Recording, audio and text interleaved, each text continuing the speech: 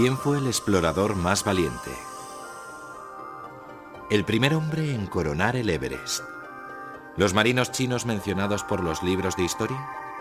¿Y el fracaso más heroico? ¿Un astronauta o un viajero olvidado por la historia?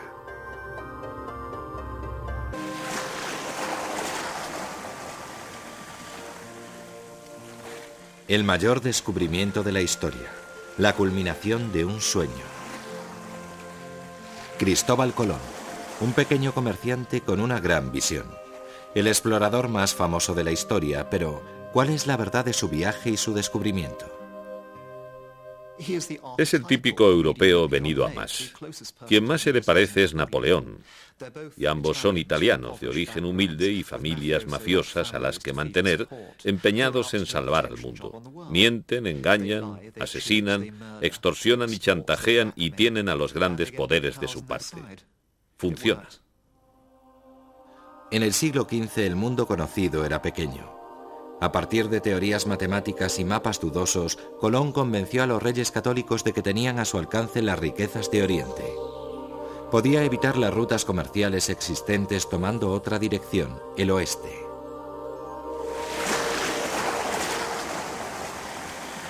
Lo arriesgó todo. Navegó de noche por aguas desconocidas, siempre con los vientos alisios a favor, que harían doblemente difícil su regreso. Rumbo a un horizonte que los ignorantes tomaban por el límite de un mundo plano. Tuvo que engañar a la gente para que apoyaran su descabellado proyecto. No se puede dar la vuelta al mundo a vela, es demasiado. Pero Colón solo tenía que seguir mintiendo para emprender su aventura. Incluso a su tripulación, a la que embaucaba falsificando cuadernos de bitácora para que no creyera estar tan lejos de casa. A los 100 días de navegación vieron tierra. Justo a tiempo, con la tripulación a punto de amotinarse. Colón descubrió el Caribe y, creyendo llegar a Oriente, lo llamó Indias Occidentales. Hizo 4 viajes en total, pero jamás encontró la ruta a China ni las riquezas prometidas. Murió en España en 1506, totalmente desacreditado. Pero gracias a él, el viejo mundo descubrió al nuevo, y apoyado por el poder de España, hizo historia. Pero cuentan los relatos del viaje de Colón, muchos de ellos redactados por sus herederos después de su muerte, la verdadera historia. ¿Habría sido Colón tan valiente si hubiese sabido dónde iba? ¿Se había cruzado antes el Atlántico? A mediados del siglo XV, los cartógrafos empezaban a pensar que las leyendas de un paraíso occidental podían ser ciertas. Colón fue cartógrafo antes que explorador. Se ganaba la vida haciendo mapas para otros navegantes.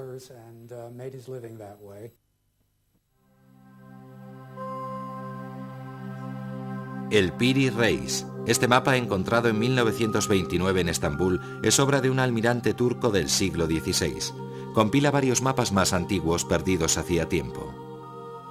El mapa contiene islas desconocidas para los europeos en tiempos de Colón. Y lo que es más extraño, perfila el Polo Sur no solo antes de que los europeos lo descubrieran, sino antes de que lo cubriera el hielo. Este mapa no es falso, es uno de los mayores misterios de la exploración. ¿Vio Colón una versión anterior? Nunca lo sabremos, pero el mapa de Piri Reis no es la única fuente posible de ese misterioso conocimiento.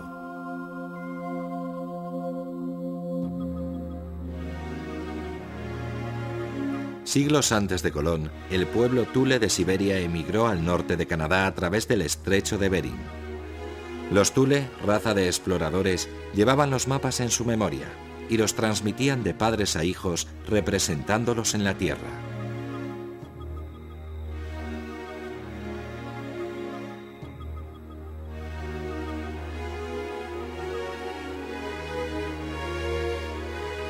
En el siglo XIX los exploradores se asombraron de la precisión de esos mapas. Es posible que exploradores anteriores encontraran a los Thule, copiaran sus mapas y transmitieran sus datos sobre un continente desconocido a los cartógrafos de tiempos de Colón. La investigación lo confirma, pero si Colón vio mapas con datos conocidos solo por los Thule, ¿cómo llegó la información a Europa? ¿Quién podía ser el responsable?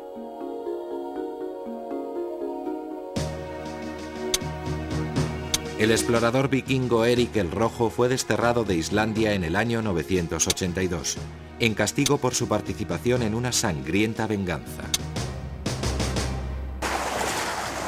Navegando hacia el oeste descubrió Groenlandia, Tierra Verde, nombre engañoso que le dio para atraer gente a un desierto de hielo. Se instaló allí. La muerte le sorprendió cuando se disponía a acompañar a su hijo Leif en un nuevo viaje hacia lo desconocido. Y Leif navegó sin él hasta una costa aún más lejana que llamó Vinland, Terranova. En los años 60 se encontraron en Newfoundland pruebas arqueológicas de la veracidad de las sagas vikingas, consideradas un mito hasta entonces. Las ruinas de una granja vikinga del siglo X. ¿Copiaron los vikingos los mapas de los Thule? ¿Los llevaron ellos a Europa? No hay certezas, aunque quizá fueron otros antes que ellos. Realmente ya en el 7000 u 8000 e incluso en el 10.000 a.C. hubo gente que cruzó el Atlántico en canoas de piel, como los fenicios, los celtas, los irlandeses y los galeses.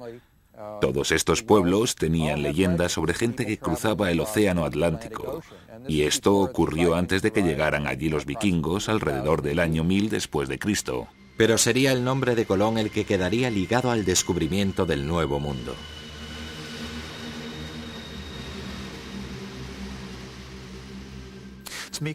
Para mí, Colón sigue siendo uno de los grandes de la historia mundial. Por muy codicioso o engreído que fuera, pudo morir sin llegar a China, que era su objetivo principal. Y sí, puede que los irlandeses lo hicieran antes, y los vikingos desde luego también, pero no cambiaron nada. Después de Colón, los dos hemisferios quedaron unidos para siempre.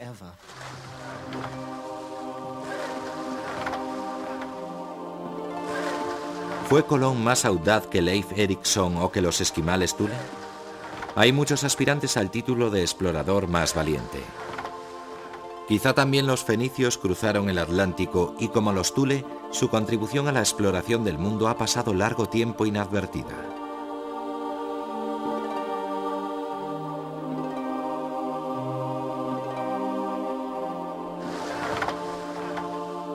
El historiador griego Heródoto habla de un fabuloso viaje de exploradores fenicios que partieron en busca de los límites del mundo en el siglo VIII a.C. Durante meses, a pesar de su terror, se adentraron por aguas desconocidas.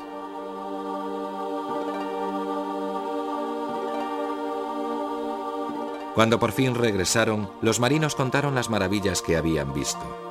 Asombrosas tierras y criaturas y el extraño camino del sol naciente. Dijeron llegar a un lugar donde, poniendo proa al norte, el sol se levantaba a estribor. Nadie les creyó.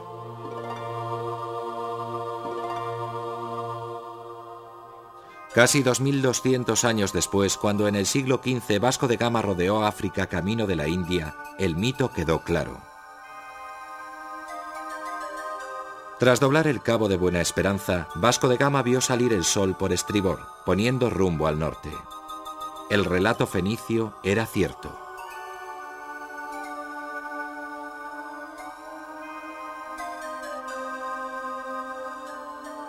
Los fenicios procedían de la costa de Canaán, donde aprendieron a construir buenos barcos mercantes que permitieron a una exploradora escapar de las luchas dinásticas de Canaán y fundar una ciudad-estado capaz de rivalizar con Roma.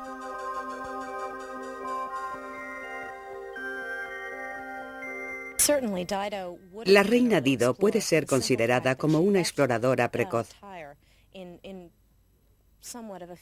por el simple hecho de que abandonó Tiro, donde su hermano había matado a su marido. y, acompañada de la élite de aquella ciudad, fundó Cartago.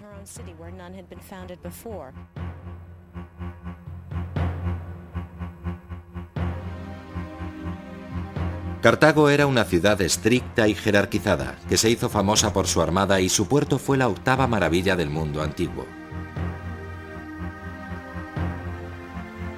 Los barcos fenicios sirvieron de modelo de los mayores barcos de guerra del mundo antiguo, los trirremos griegos.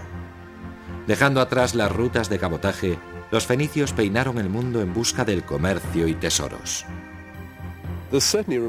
Quedan muchos rastros del comercio, cuentas de ámbar procedentes del Báltico, cerámica egipcia, huevos de avestruz africanos. Está claro que tenían una gran red comercial. Eran muy buenos comerciantes, y ese es el contexto donde se inscribe la exploración.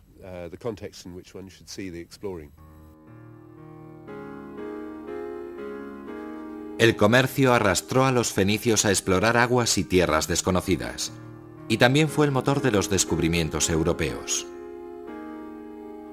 ¿Son esos mercaderes exploradores que lo arriesgaron todo por encontrar nuevas rutas comerciales los héroes más valientes de la exploración? Los persas guardaron el secreto de sus rutas a Oriente durante siglos. Eran intermediarios y se enriquecieron con el comercio de especias.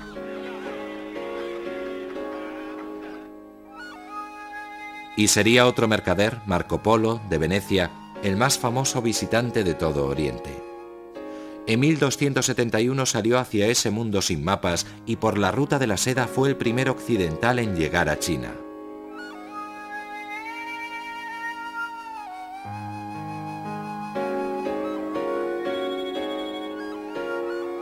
Pasó 17 años fuera, al servicio del emperador Kubilai Khan. A su regreso dictó sus memorias a un escritor que redactó el mayor relato de viajes de la Edad Media europea. Seguro que Colón tenía su copia. ¿O fue la copia de un fraude? Si estudias los textos a fondo, ves que es posible que no estuviera allí, que el relato asociado a Marco Polo sea de segunda mano. Su libro contiene una descripción de China, pero no es la visión hecha por un testigo directo. Actualmente muchos historiadores creen que buena parte de este relato se basa en anécdotas de comerciantes persas. Pero si no fue Marco Polo el primer occidental en llegar a China, ¿quién fue? En 1997 apareció otro candidato, un comerciante judío italiano llamado Jacob d'Ancona, que el año en que Marco Polo emprendía viaje, desembarcó al sureste de China en el puerto de Zaitún, una ciudad deslumbrante y condenada que esperaba su conquista por los mongoles. Jacob describe su admiración ante su comercio desmesurado, sus fuegos artificiales, el papel moneda y la pornografía. Pero el manuscrito con la historia de Jacob solo lo han visto dos hombres, un profesor de Oxford y su dueño anónimo. Muchos eruditos lo consideran otra falsificación.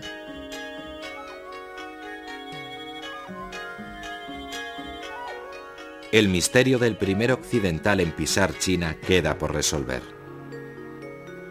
China tiene su propio explorador heroico, cuyas hazañas hacen sombra a Marco Polo y rivalizan con el descubrimiento de Colón. En zonas de Java y de Tailandia lo siguen reverenciando como a un dios, aunque la historia china oficial lo ignoró durante siglos. Chen Ho, inconformista, militar, siervo y amigo de Yunló, el segundo emperador Ming. Procedía de una familia corriente, pero debió ser un niño excepcional. A los 10 años fue elegido para ser castrado y convertirse en un eunuco al servicio del gobierno, y no habría sido elegido si no hubiese tenido unas condiciones extraordinarias. Según los relatos familiares, medía más de 2 metros y era muy corpulento. Debió ser todo un personaje. Cosa extraña en un eunuco, tenía largos bigotes y una voz imponente. Almirante en el mar, general en tierra y diplomático consumado, entre 1405 y 1433, Chen Ho dirigió 7 expediciones. la mayor de ellas con una flota de 300 juncos y casi 30.000 hombres. Sus viajes le llevaron a tierras lejanas, India, Persia y Arabia, y hasta Timor, en Indonesia, unos kilómetros al norte de Australia. Su aventura más osada le llevó hacia el oeste a través del Índico hasta la misteriosa costa de un continente desconocido para los chinos, África. Desde allí trajo regalos para su emperador, especias, joyas y una jirafa. Chen Ho murió a los 62 años durante su 7º viaje. Se cree que su cuerpo fue devuelto a China para enterrarlo con sus genitales y que pudiera entrar en los cielos como hombre entero. ¿Por qué desapareció de la historia un héroe de su talla? En materia de exploración, China iba por delante de Europa. Pero con el nuevo emperador, las expediciones cesaron. La exploración suponía progreso y cambios, y los nuevos gobernantes de China querían que todo siguiera igual. Chen Ho fue suprimido de la historia oficial china. Si China no tomaba la iniciativa, otros países ambiciosos lo harían. 3 siglos después de los viajes de Chen Ho y Colón, otro gran explorador zarpó de Inglaterra. Él también descubriría lugares que viajeros olvidados ya habían pisado. 1770. Tras semanas sin ver tierra, un barco destrozado navegaba penosamente hasta el puerto natural de un continente desconocido. Su capitán era el primero de una nueva estirpe de exploradores, un hombre de ciencia. Temeroso de los peligros de ese nuevo país, su capitán pisó tierra y bautizó a la costa Bahía Botany.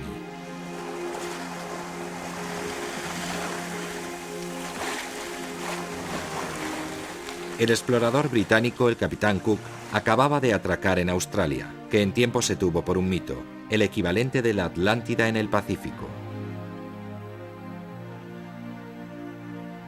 Aunque portugueses y holandeses habían avistado esa tierra antes que él, le tocó al capitán Cook explorar y cartografiar Australia y Nueva Zelanda. En total, Cook recorrió 3 veces el Pacífico y tomó en nombre del Imperio Británico más territorio que nadie antes que él. Sus viajes fueron asombrosos. Descubrió que hasta las islas más lejanas ya estaban colonizadas.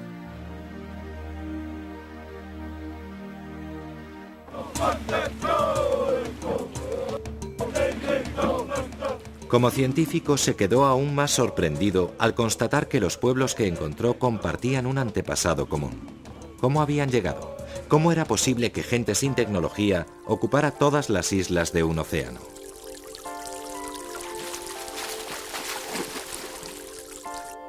En la isla de Tahití, Cook intentó averiguar cómo encontraron sus habitantes el camino al paraíso.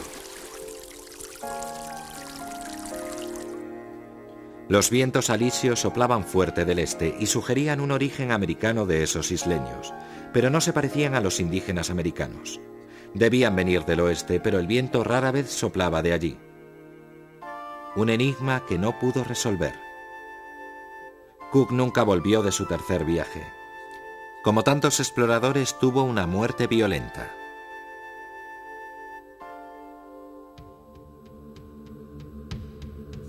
En 1779, apenas pisó Hawái, los nativos le atacaron y le mataron. Pero Cook estaba en lo cierto. Los polinesios habían venido del oeste. Con la ayuda de la arqueología y la genética, se ha conocido el alcance de su migración. Los vestigios demuestran que los polinesios procedían de Tonga y de Samoa. Se expandieron gradualmente llegando en el 300 después de Cristo a la isla de Pascua y hasta Nueva Zelanda 7 siglos después.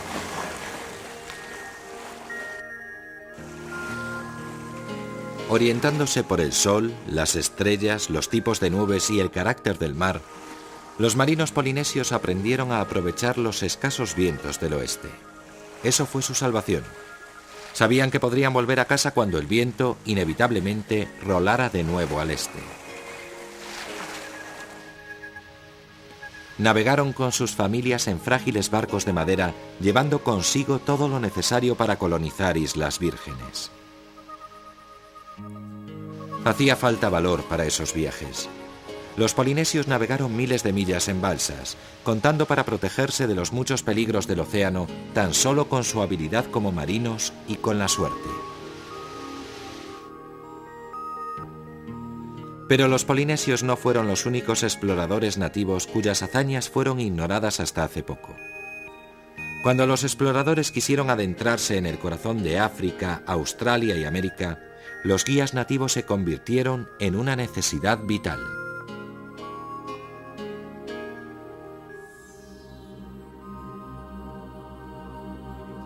En 1802 el presidente Thomas Jefferson compró una gran extensión de tierra a Napoleón.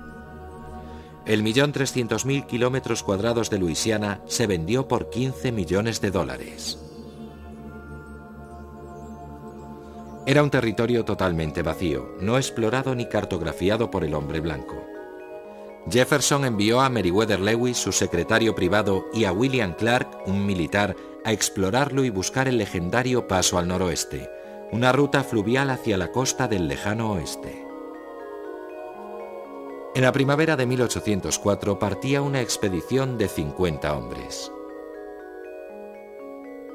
El Cuerpo del Descubrimiento, como fueron conocidos, pretendía remontar los ríos de Mississippi y Missouri, una ruta plagada de peligros.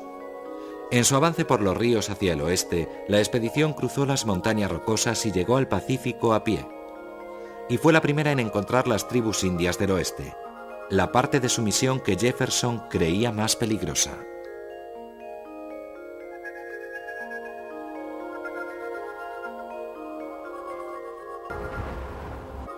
Los diarios de la expedición relatan las dificultades del cuerpo durante sus 2 años de viaje, desde la falta de comida hasta los enjambres de mosquitos gigantes, pasando por el frío, así como su admiración ante los paisajes.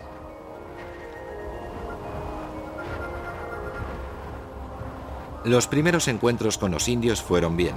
Muchas tribus ya comerciaban con los estadounidenses y quedaron impresionadas por las medallas y los discursos que Lewis y Clark les brindaron. El gran jefe de las 17 naciones de América, preocupado por el bienestar de sus nuevos hijos, nos envía a despejar el camino y convertirlo en senda de paz. Pero como predijo Jefferson, según iban hacia el oeste, los encuentros con los indios se volvieron más peligrosos. A pesar de sus rifles, el cuerpo no era rival para los indios. Por suerte, Lewis y Clark tenían otra arma, una nativa americana llamada Sacagawea. Antes de sumarse al cuerpo fue raptada por otra tribu, vendida como esclava y entregada en matrimonio a un mercader de pieles francés, del que tuvo un hijo. Unos pocos meses después de unirse a la expedición, demostró su valía. El cuerpo tropezó con un destacamento guerrero de los Shoshone. Fue un encuentro tenso del que cabía esperar cualquier cosa. Lewis nos lo cuenta en su diario.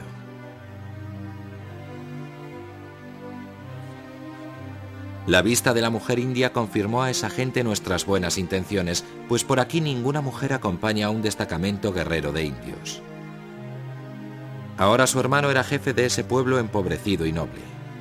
Sacagawea no se quedó con los suyos, quiso seguir con su marido y el Cuerpo del Descubrimiento.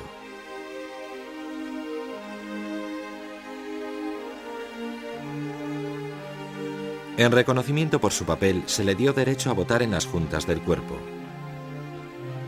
Sacagawea fue un miembro esencial del equipo. Sin ella no hubieran podido regresar en 1806.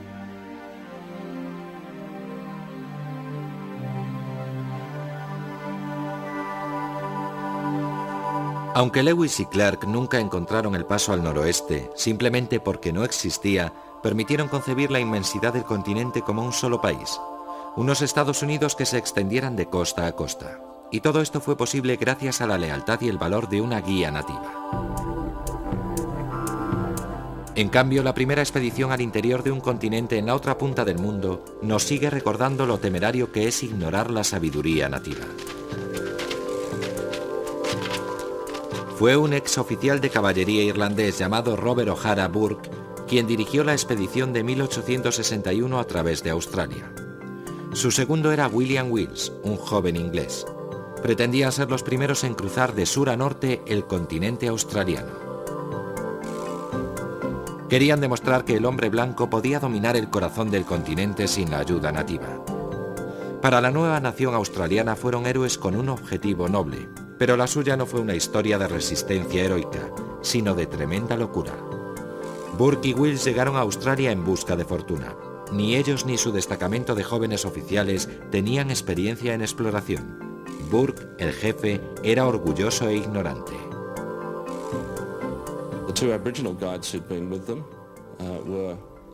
Dejaron atrás a los 2 guías aborígenes demasiado lentos para su gusto. Fue un gesto de vanidad. Él solo quería tener un reducido grupo de amigos que le acompañara. En su avance hacia el norte, la obsesión de Burke fue en aumento, y en vez de rodear las montañas, las escalaron. Llegaron al Golfo de Carpentaria, hundidos en el barro hasta las rodillas, y su única prueba de haber alcanzado el Golfo fue beber agua salada en un arroyo. No vieron el mar, consideraron que era suficiente y volvieron sobre sus pasos. Su equipo de apoyo les abandonó. Burke les había ordenado esperar durante 3 meses mientras cubría la última etapa. Tardó justo 3 meses en volver. Encontró una nota diciendo que habían partido esa misma mañana hacia el siguiente campamento base, más al sur. Burke y Wills trasladaron 30 kilómetros el campamento junto a un pozo. Conforme a lo acordado, enterraron notas al pie de un árbol para no perderse, pero hambrientos y despistados olvidaron marcarlo. Así que la expedición de búsqueda no los vio y los dio por perdidos. Burke y Wills murieron de hambre en Cooper's Creek. Junto al cuerpo de Wills se encontró su diario. La última anotación reflejaba su ira por haber sido abandonados. Por lo menos en nuestra posición es un consuelo saber que hicimos cuanto pudimos y que nuestras muertes se deben al mal hacer de otros y no a nuestra temeridad.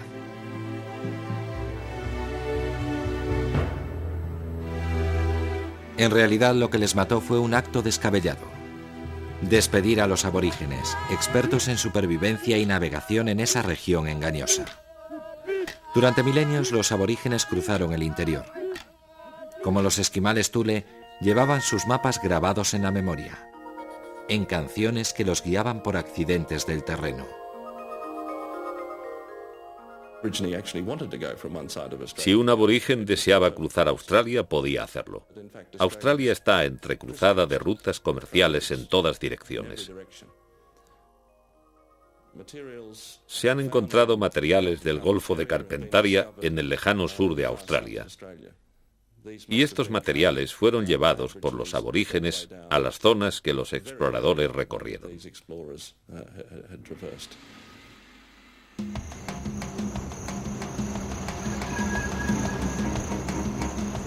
Pero al mismo tiempo que Burke y Wills despreciaban la sabiduría nativa, otro de los exploradores más atrevidos de la historia la buscaba ardientemente. Su objetivo era África, el continente negro, exótico, fascinante y sembrado de peligros. Sir Richard Francis Burton, aventurero, lingüista, erudito y coleccionista de literatura erótica.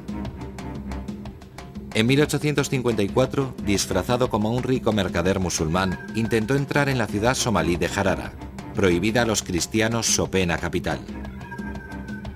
Una década antes, con su disfraz de peregrino, logró entrar en la Meca y Medina, pero en África las cosas le saldrían peor.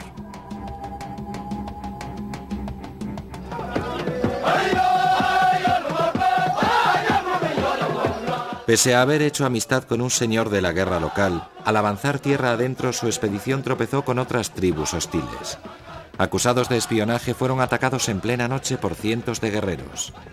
En la batalla que siguió murió uno de los suyos y otro fue malherido. El propio Burton se salvó por los pelos cuando una jabalina le atravesó ambas mejillas y le rompió la mandíbula. Tuvo que abandonar la expedición. 3 años más tarde, después de luchar en la guerra de Crimea, regresó a África y esta vez encontró el lago Tanganica. Pero su verdadero objetivo era la misteriosa fuente del Nilo. El origen del Nilo había atraído durante siglos a los exploradores. Ya en 1352, el gran explorador marroquí Ibn Battuta, considerado por algunos el mayor explorador de todos los tiempos, que había conseguido ir a China y volver, había buscado la fuente. Pero la fuente del Nilo le derrotó. En vez de eso llegó al Níger, donde estuvo a punto de perder la vida cuando se aliviaba en sus aguas infestadas de cocodrilos.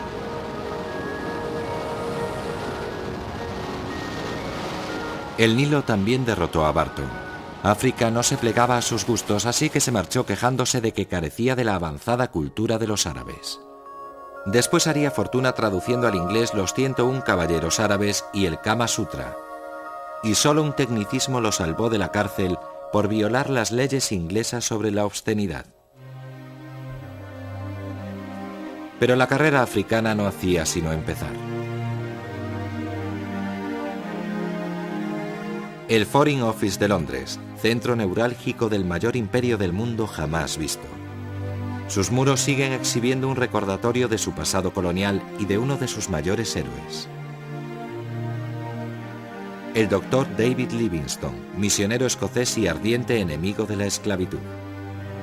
En sus muchas expediciones al corazón de África, bautizó algunos de los más famosos accidentes del paisaje del continente, como las Cataratas Victoria.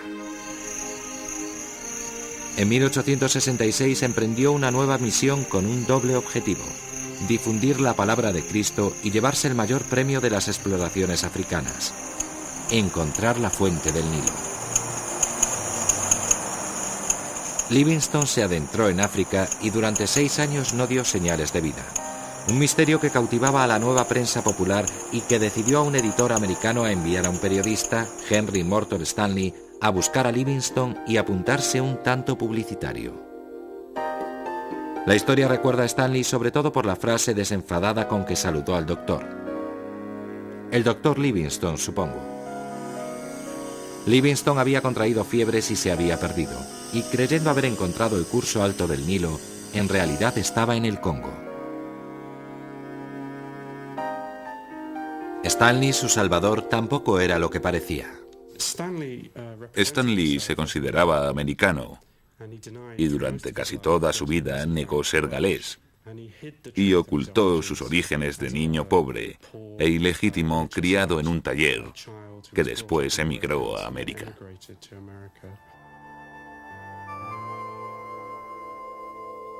La prensa divulgó los métodos de exploración de Stanley. Se le acusó de explorar invadiendo, de brutalidad con los nativos y de matar a inocentes en su ansia de trofeos. No es fácil juzgar las acusaciones de violencia contra Stanley, sobre todo por lo abierto que era Stanley, donde otros exploradores hubieran sido más reservados.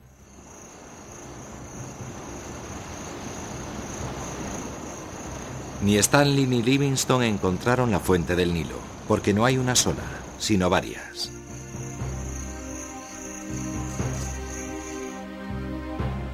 Al final de su vida, Stanley retomó la nacionalidad británica y fue nombrado caballero por sus servicios al imperio. Livingstone murió en 1873 con una aureola de paladín del imperio y del movimiento antiesclavista. Su fama de santo quedó asegurada por sus compañeros misioneros que publicaron sus últimos diarios. Pero ¿dieron al mundo una versión incompleta de la vida de Livingstone? La imagen de Livingstone como símbolo de las virtudes británicas fue cuidadosamente elaborada por el editor de sus diarios. En la versión final, se suprimió alguna de las referencias a su relación con los indígenas africanos, las quejas sobre sus patrocinadores en Inglaterra, su actitud cada vez más cascarrabias hacia todo tipo de gente. Incluso hay pruebas de que pegaba a sus sirvientes.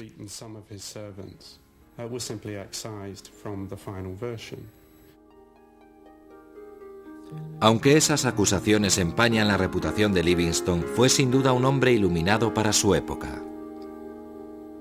Pero los derechos y recompensas otorgados a los pueblos indígenas, sobre todo en calidad de guías, continuaron en el siglo XX.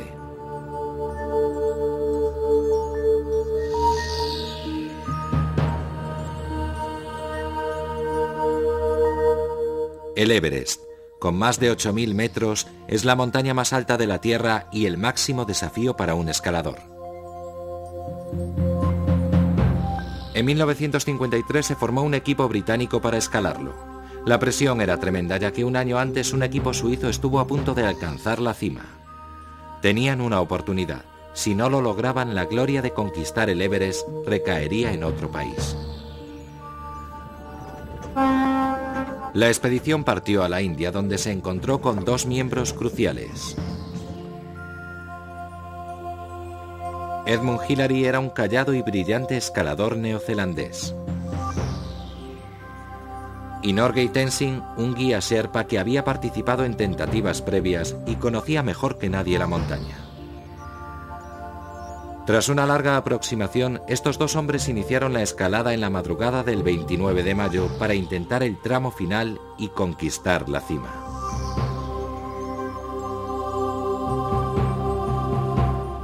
Escalaron palmo a palmo y sin descanso la falda de la montaña, separados entre sí y de una muerte segura por unos metros de cuerda. Tras 11 horas de tormento alcanzaron la gloria. Fueron los primeros en pisar el punto más alto de la Tierra. El mundo entero celebró su triunfo. A su regreso fueron aclamados como héroes y quedaron apabullados por su celebridad. El público británico estaba especialmente fascinado por el Sherpa Tenzing. First of all, a lot of English wives would like me to ask him what does his wife think about all this going off in the mountains? और बाल बच्चे सब जरा इस बात के लिए थोड़ा इनकार करता है. Well, he says that his children and his mother and naturally his wife too are not too keen on it for obvious reasons. Pero los medios de comunicación pronto se obsesionaron por una pregunta. ¿Fue Tenzing o Hillary el primero en pisar la cima? John Hunt, jefe de la expedición, tuvo que convocar una conferencia de prensa para resolver el asunto. Los dos amigos insistieron en que fue un esfuerzo conjunto. Solo les separaban un par de metros de cuerda. Dependían totalmente el uno del otro. Hillary fue nombrado caballero, y como el gobierno indio recién independizado se negó a permitir que Tenzing recibiera ningún galardón que llevara el título del imperio, fue premiado con la más humilde Cruz de San Jorge.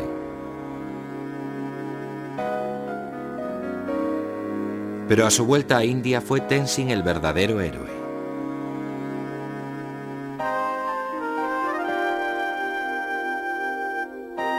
Un año después la montaña se vengó. Hillary estuvo a punto de morir de mal de altura y no volvió a trepar picos tan altos. En premio a su valor, Tenzing fue nombrado jefe del Instituto de Escalada India, pero murió infeliz en 1986. Obligado a dejar el trabajo que amaba, dedicó sus últimos años a ser guía turístico.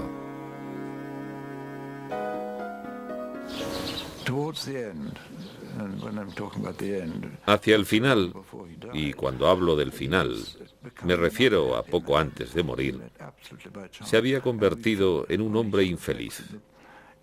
Volvimos a encontrarnos por casualidad y por un momento fuimos muy felices.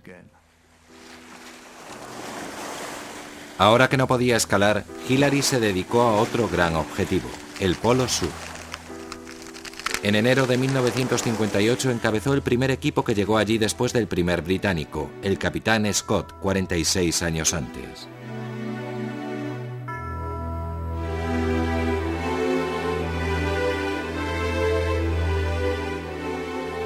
Un gran continente deshabitado, sin guías nativos para orientarse por sus valles helados, ni huellas de seres humanos que vivieran allí en un pasado remoto.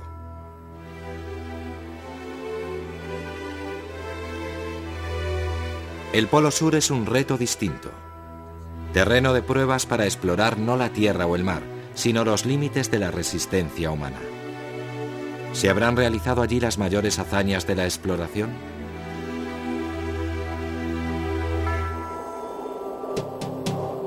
En palabras de un miembro del equipo, la expedición al Polo Sur del capitán Scott fue un viaje al alma desnuda del hombre. Una carrera para alcanzar el lugar más desolado del planeta. En enero de 1911, el equipo de 12 hombres de Robert Scott inició un duro recorrido de más de 3.000 kilómetros por tierra hasta el Polo Sur. Se disputaban el triunfo con un rival noruego, Roald Amundsen, pero partieron con la moral alta, deseosos de apuntarse el tanto para Inglaterra. A Scott le movían un exagerado sentido del deber y la desesperación. Para él el polo era una meta arbitraria, pero la victoria ofrecería oportunidades irresistibles no solo a la ciencia, sino a un pobre oficial de la Armada con una larga carrera por delante y una familia que mantener.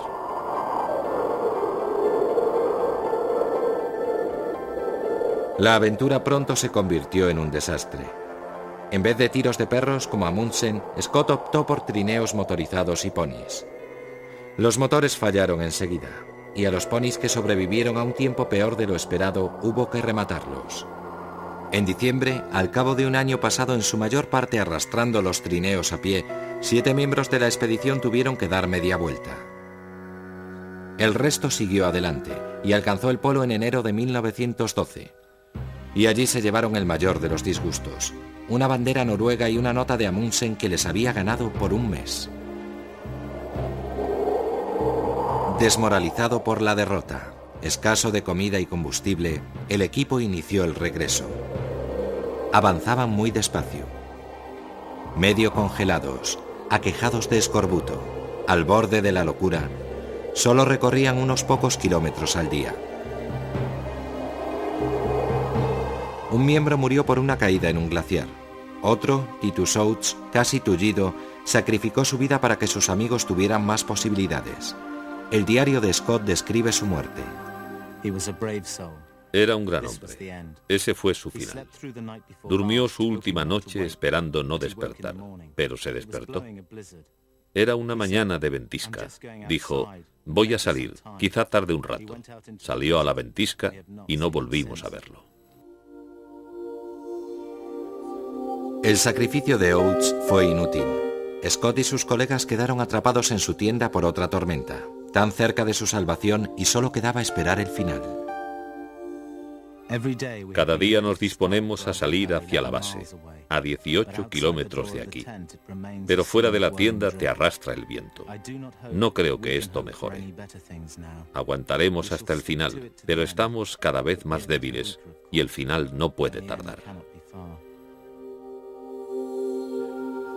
Un año después se encontraron sus cuerpos y el diario de Scott. Como jefe, Scott cometió un error fatal al no usar perros, y su colega noruego lo eliminó. No sabemos si lamentó el empeño que le costó la vida. Su diario no lo admite. Nunca criticó a sus hombres, y sus ideales no le abandonaron. Fue una muerte heroica. Para Scott, la prueba de resistencia formaba parte de un objetivo más amplio. En cambio, para algunos exploradores modernos, el objetivo es la resistencia en sí.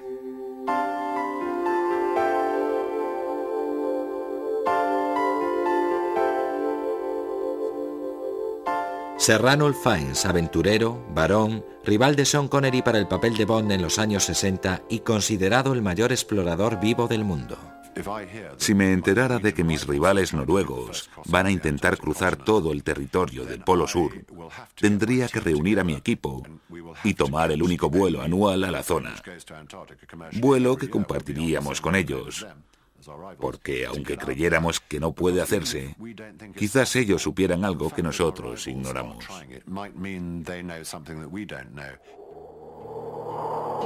Sir Ranulph Fiennes ostenta el récord por su primer viaje por el continente antártico sin apoyo. Él y su colega fueron a pie, llevando a cuestas todo lo que necesitaban para sobrevivir.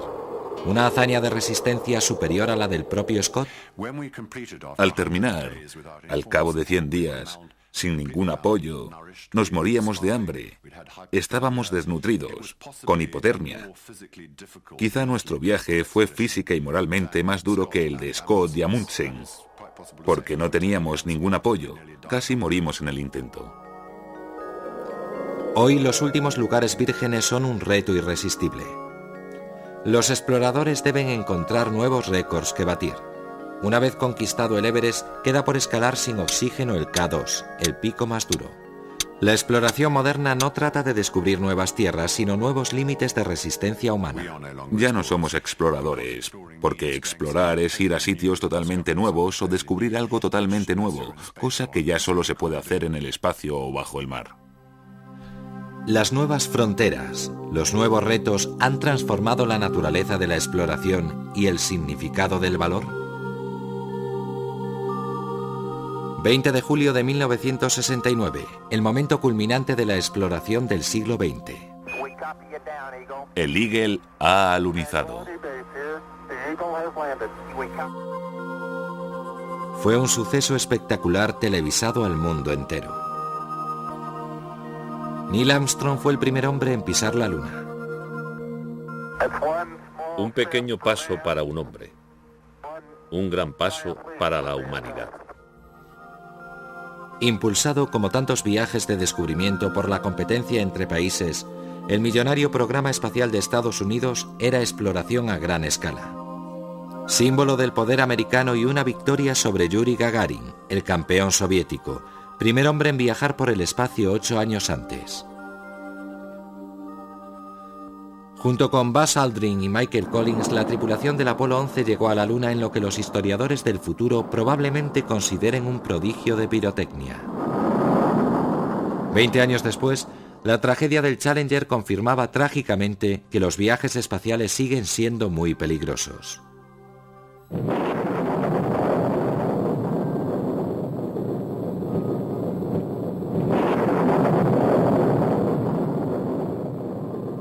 El siguiente objetivo es Marte, un planeta que ya han pisado los robots.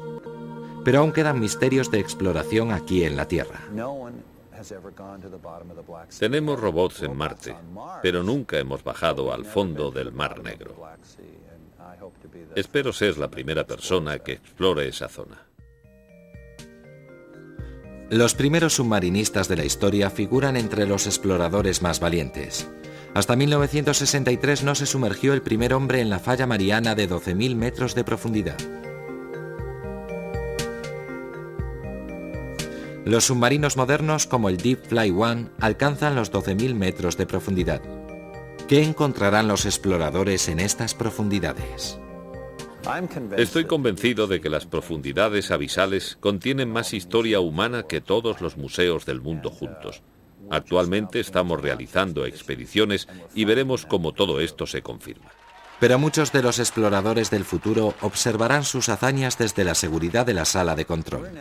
Estamos viendo nuevas eras de descubrimientos en el espacio exterior porque se ha desarrollado tecnología capaz de recorrerlo, o el telescopio Hubble que puede verlo, y también podemos ver el mundo submarino porque hemos cambiado los vehículos pilotados por el hombre, muy ineficaces, por vehículos robotizados y por el desarrollo de nuevas tecnologías.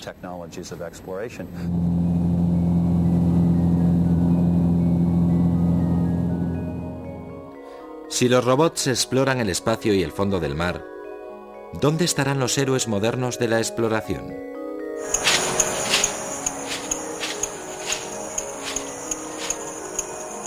Amazonia, una de las últimas grandes fronteras del mundo, donde la exploración moderna ha tenido unos resultados más trágicos.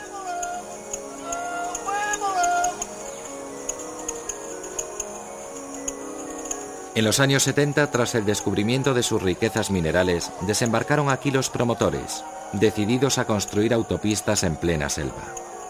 Aquí vivían indios como los Guaymari, un pueblo olvidado y aislado del mundo exterior.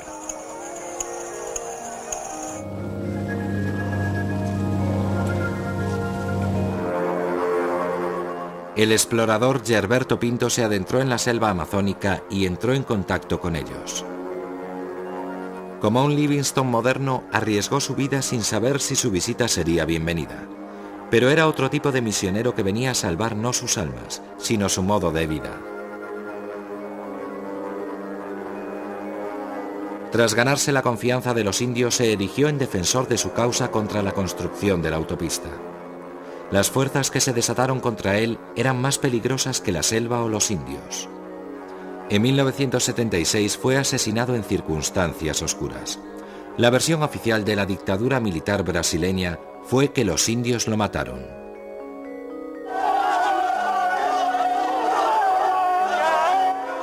¿Están los exploradores más valerosos en selvas como la Amazonia intentando proteger a los pueblos perdidos del mundo? A lo largo de la historia, los exploradores han afrontado un hecho una y otra vez. No son los primeros. Siglos antes de Colón, esquimales y vikingos llegaron hasta América. Casi un milenio antes que Cook, los marinos polinesios cruzaron el mar abierto para instalarse en las islas del Pacífico. Es en ellos en quienes recae el honor de ser considerados los exploradores más audaces. Grupos de colonos polinesios que zarparon hacia un horizonte ignoto, sin saber si se precipitarían por el fin del mundo o se los tragaría el mar.